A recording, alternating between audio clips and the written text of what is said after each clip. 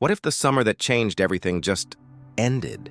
Stay with me, because the story you've argued about for years doesn't wrap where you think it does, and the next chapter is already forming in the rear view.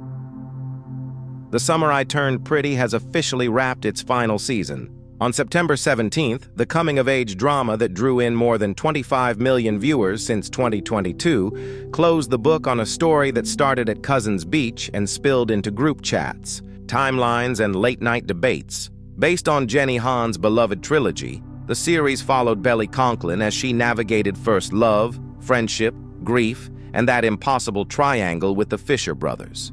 But here's the twist. Even as the finale rolled credits, the conversation only got louder. Fans called it the end of an era, and you could feel it online. Celebration, frustration, long threads, quick takes, and everything in between. Every Wednesday, viewers circled the same question: who would Belly choose? Those weekly drops, rare in the age of instant binge, kept everyone guessing, pausing, replaying, and hunting for tiny clues that might tip the scale. That pacing wasn't just a release strategy. It was a community builder. Theories spiraled, scene breakdowns spread, and edits multiplied, turning the show into a weekly ritual where patience was part of the thrill and about that triangle. Team Jeremiah or Team Conrad wasn't just a preference. It became a badge. The split fueled countless debates over who was the right match and why. On TikTok, the show's tag exploded as fans tracked parallels between seasons, shared quick, gut-punch moments, and dissected the soundtrack, especially the heavy use of Taylor Swift songs that painted scenes with nostalgia and ache. Short, quiet exchanges between Belly and the Fisher brothers did more than move the plot. They burned their way into memory. Take the peach scene in Season 3, intimate, charged, and instantly iconic. It swept across TikTok in hours. One viewer said, "Anyone else notice how she's glowing when she's with Conrad?" Another added, "The lighting, are you kidding me?" This is exactly what I pictured when reading the books. Those reactions weren't just compliments. They were proof the adaptation hit nerves the novels first exposed. But every glow comes with a shadow. Team Jeremiah supporters pushed back just as fast, and some corners of the fandom got heated.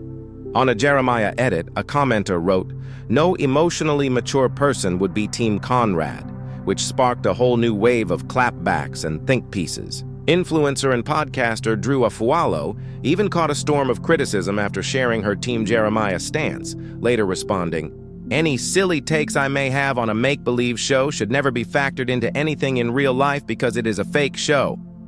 The message landed. Love triangles are fiction, feelings are not. Then came the final episode, the choice, the closure, the last look. For many, it clicked into place. "I couldn't see it ending any other way," said Jenna Labadessa, 28. "It kind of had to be. They were infinity." Not everyone agreed. On Instagram, one viewer wrote, "Jeremiah was the only reason I stayed hopeful, but I was disappointed in the rushed wrap-up of his story." And that's the point. The finale didn't just settle a storyline. It held up a mirror to what people bring to love stories: patience, hope, and the ache of seeing their favorite almosts slip away. Beyond shipping wars, the show tapped into something bigger. In a world built for binging, waiting a week became an old-school thrill.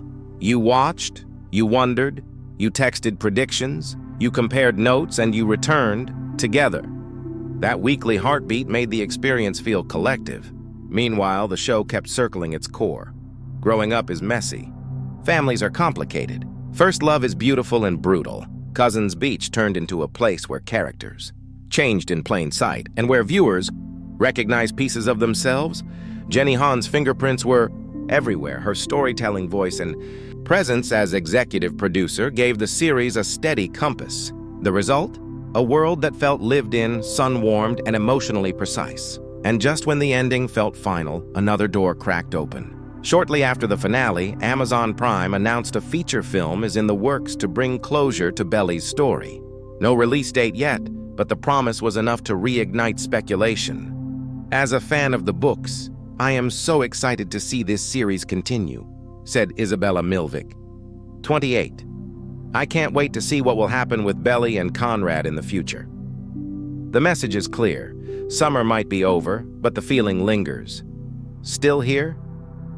Good, because the ripple effect of this world doesn't stop at the shoreline. Madison Beer just dropped Bittersweet, a cinematic, aching short film that folds heartbreak into celebration and draws a direct line back to The Summer I Turned Pretty through its casting.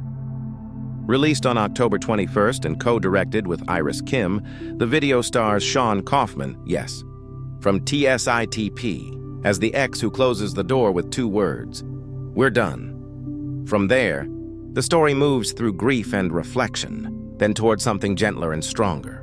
Beer has said the themes are about ending a chapter, accepting the truth even when it hurts, and recognizing that deep down it's for the best. If that sounds familiar, it's because the emotional DNA overlaps with what drew so many people to Cousins Beach in the first place. Visually and emotionally, the video balances on a knife's edge. After the breakup, Beer steps into a parade she didn't ask for. Drums rolling, confetti falling, a massive banner that reads, "It'll be okay." The joy clashes with the lyrics. "I know I should be bitter, but baby, right now I'm bittersweet." That contrast is the point. You can be heartbroken and hopeful in the same breath. You can ache and still move forward. The symbolism lands because it respects both truths and refuses to flatten them into a single mood. There's also the public-private thread that keeps people talking. Beer's growing relationship with Los Angeles Chargers quarterback Justin Herbert added a real-life layer to the release, especially after a sweet sideline moment confirmed what fans had suspected. She first performed Bittersweet at the Victoria's Secret fashion show earlier this month. And the live debut helped frame the song as a statement piece. Raw voice, clean storytelling, and the kind of vulnerability that refuses to apologize for feeling everything at once. What ties all of this together? The finale, the film tease, the music video, is the same gravity, stories that live in your chest. TSITP turns small moments into tidal ones, a glance, a confession, a drive to the beach at dusk. Bittersweet does the same in 3 minutes flat. Both ask the same questions. What do you carry from the love that didn't last? What do you let go of? Who are you when the door closes? Back at Cousins Beach, the waves don't keep receipts, but people do. That's why fans still parse the parallels between seasons, quote lines, and argue over the right kind of forever. That's why the soundtrack choices mattered so much. Songs became time capsules, sealing scenes in memory. And that's why the feature film announcement felt less like a surprise and more like a promise. One more chance to see where these characters land when the tide goes out. So where does that leave us? With an ending that sparked new beginnings. With a fandom that turned Wednesdays into standing appointments. With a music video that understands how healing feels. Loud around you, quiet inside you, and with a question that refuses to fade.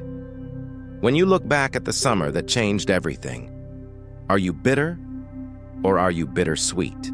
Hold that thought. The beach isn't done with you yet.